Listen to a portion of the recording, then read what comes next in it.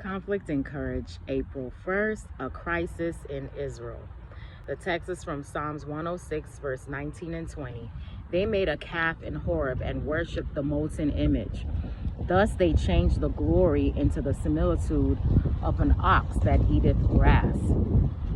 In the absence of Moses, the judicial authority had been delegated to Aaron, and a vast crowd gathered about his tent with the demand, "Make us gods which shall go before us, for as for this Moses, we wot not what has become of him." The cloud, they said, now rested permanently upon the mount. It would no longer direct their travels. Such a crisis demanded a man of firmness, decision, and unflinching courage, one who held the honor of God above popular favor, personal safety, or life itself. But the present leader of Israel was not of this character. Aaron feebly remonstrated with the people, but his wavering and timidity at the critical moment only rendered them the more determined. There were some who remained true to their covenant with God, but the greater part of the people joined in the apostasy. Aaron feared for his own safety, and instead of nobly standing up for the honor of God, he yielded to the demands of the multitude. He made a molten calf in imitation of the gods of Egypt.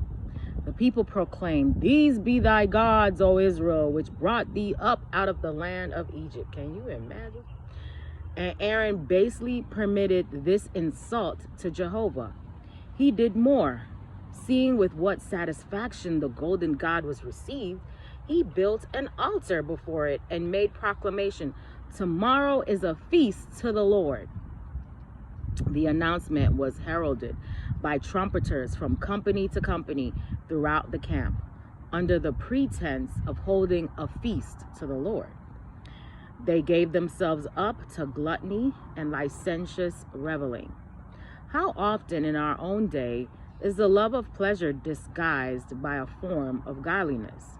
A religion that permits men, while observing the rites of worship, to devote themselves to selfish or sensual gratification, is as pleasing to the multitudes now as in the days of Israel.